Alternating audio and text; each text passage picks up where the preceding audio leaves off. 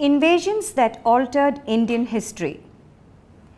Every era of human history is fraught with invasions and wars. The history of India is no different. A land with immense wealth, knowledge and prosperity, India attracted people from different countries. Some came to conquer, plunder and rule. Others came to trade and stayed on to rule. Each of these foreign invasions played a role in changing the course of Indian history. The Greeks. Alexander the Great of Macedon succeeded to the throne in 336 BCE, before Common Era, formerly referred to as BC. Over the next 10 years, he created one of the largest empires that stretched from Greece to northwestern India. In 327 BCE, Alexander entered Punjab, now part of Pakistan, and defeated King Porus in the Battle of Hydaspes.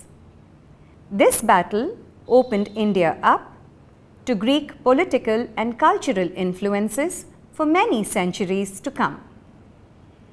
The Mughals. One of the most important invasions to impact the political, social and cultural history of India was that of the Mughals from Turkestan.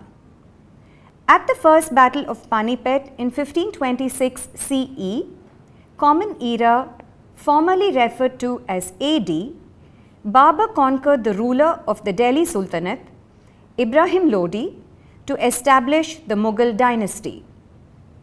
The Mughals were briefly replaced by the ruler of the Suri dynasty, but Akbar, grandson of Babur, reclaimed power in the Second Battle of Panipat in 1556.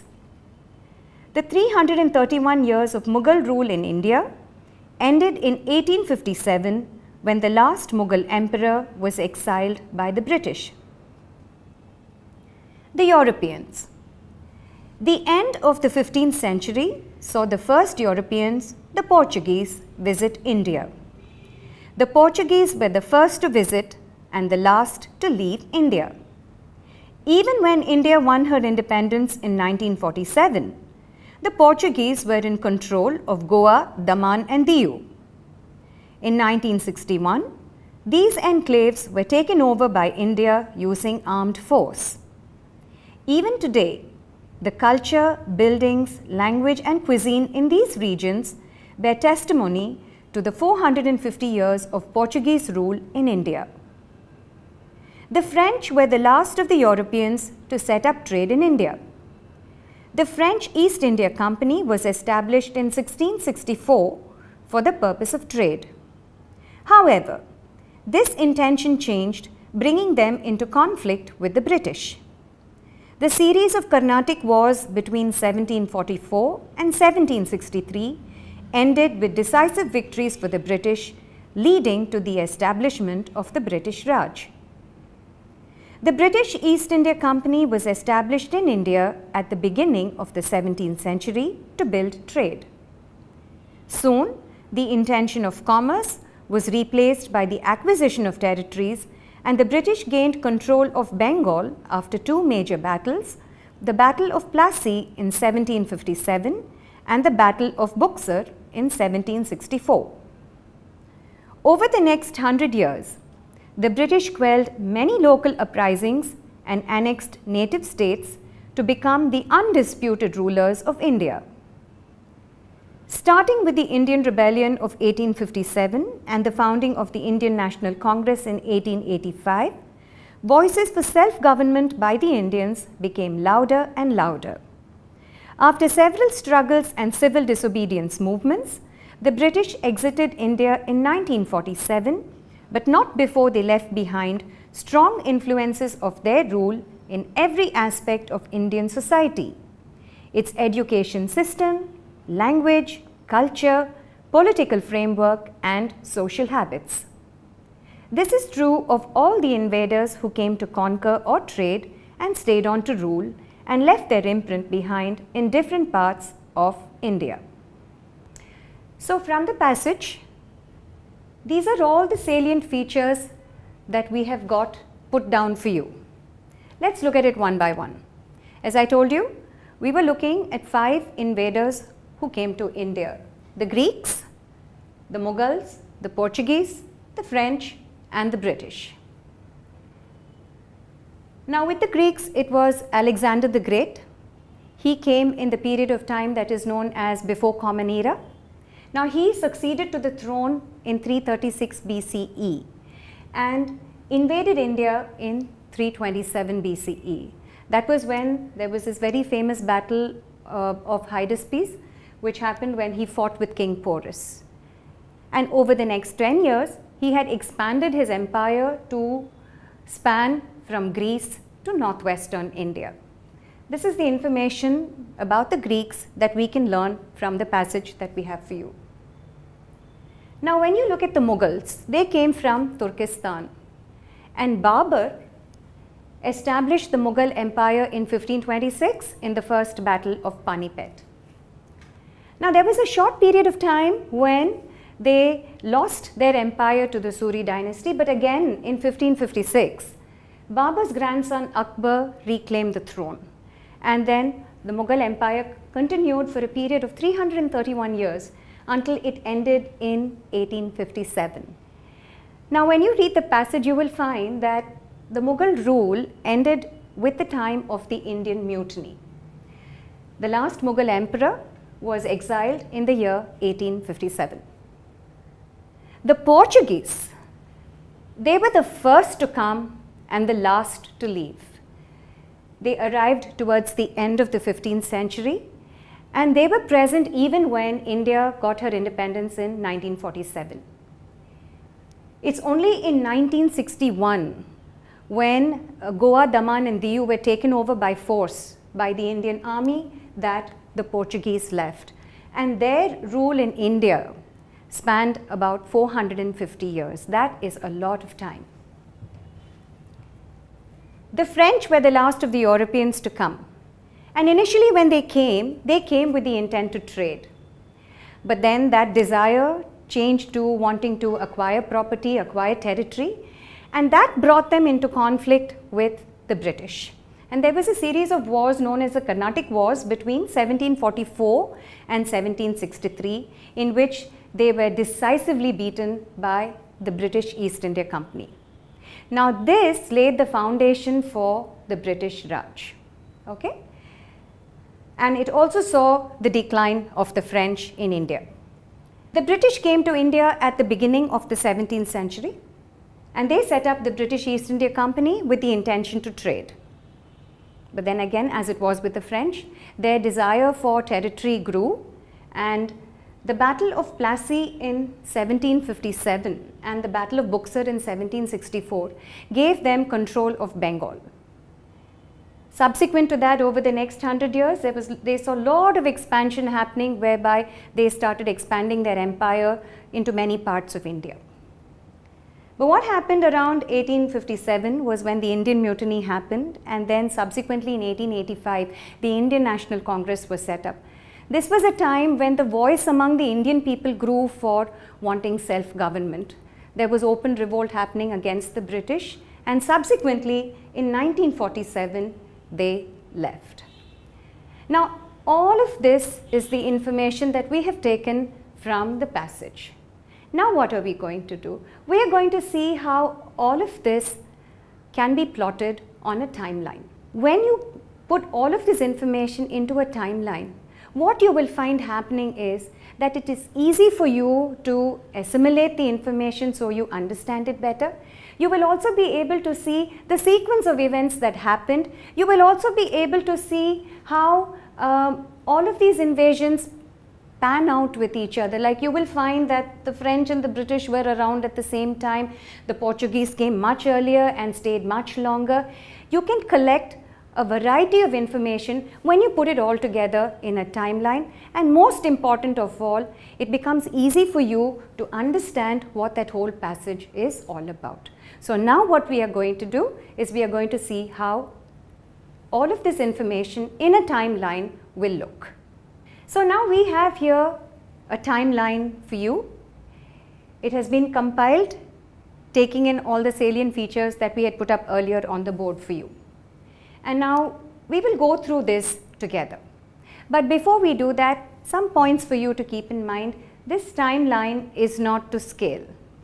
This is a line that has just been created for the purpose of looking at the entry and exits of the invaders who came to India. Okay, this is one information for you, one point for you to note. The second thing that you should note is that you have a period of time that is called BCE, before Common Era. Earlier it used to be called before Christ, which is to the left of this point here, and you have the rest of the time which is referred to as Common Era or AD, which is to the right of this. Okay. Now this is this line bifurcates the two eras of time, before Common Era and Common Era. Okay. Now when you look at before Common Era, you will find that the years, the timeline goes in descending fashion right down to 0, and then from here it goes in ascending order. Now one more point for you to note is that the first 100 years from the beginning point to the first 100 years is the first century. Now if we look at it in continuance from that, the year 1500 marks the beginning of the 16th century, the year 1600 marks the beginning of the 17th century, and so on. So please keep this in mind. So now, using this timeline, we will look at the entry and the exits of the invaders who came, the 5 foreign invaders that we are looking at, and see how their presence is marked on the timeline. So let's begin with the Greeks. Alexander the Great succeeded to the throne in 336 BCE. In the year 327 BCE, he invaded India and defeated King Porus in the Battle of Hydaspes. In the passage, you will recall that it took him 10 years to expand his empire from Greece to northwestern India. So if we look from the time he ascended his throne, the 10 years that he took to expand his empire will bring you somewhere here to about 326 BCE.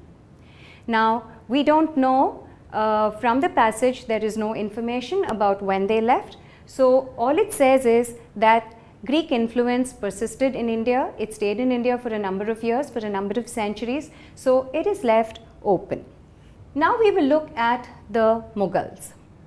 Now, in the year 1526, with the first battle of Panipat, Babur established the Mughal Empire.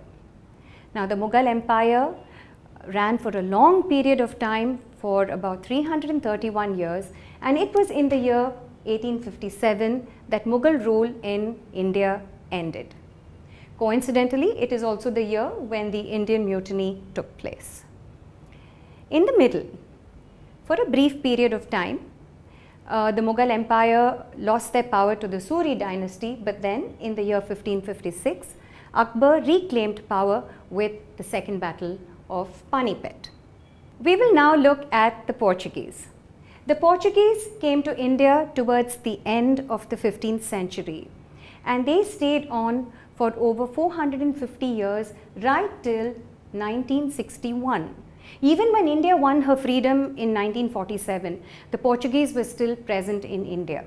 It's only in 1961 when India claimed Goa, Daman and Diu using armed force. That is when the Portuguese finally exited the country. Their rule in India, or their presence in India, lasted 450 years. The French were the last of the Europeans to come. Again, they came with the intention to trade, and then of course their interests got diverted elsewhere. So they landed in India in 1664, and by 1764 or so, by 1763, their presence in India began to decline. They came into conflict with the British because the French too wanted to acquire land, acquire territory, which is something that the British East India Company didn't like. So they came into conflict with a series of Carnatic wars that happened between 1744 and 1763, where the British won decisively, and this marked the end of French presence in India.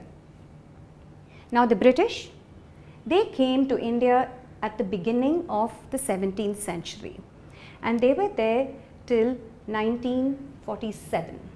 That marks their entry and their exit from India. Now during this time, in two very big battles that were fought in 1757 and 1764. 1757 was the Battle of Plassey and 1764 was the Battle of Buxar. These two victories got them control of Bengal, and this marked also the establishment of the British Raj, and for the next 100 years or so they just continued to expand their territories within India. It's around the time of 1857 that the call for self-government from the Indian people, it began to rise, and following civil disobedience movements and a lot of protests, finally in 1947 the British left the country. So when you look at this timeline, it gives you a very clear picture of when all of these foreign invaders, they came into the country and when they left. Now when you have a representation like this, it makes it easy for you to be able to look at when they came, when they left. You can mark the wars that happened. We have put down the major ones here for you as the First Battle of Panipat, the Carnatic Wars that happened, the Indian Mutiny that happened, and this makes it easy for you to be able to internalize the content of the passage.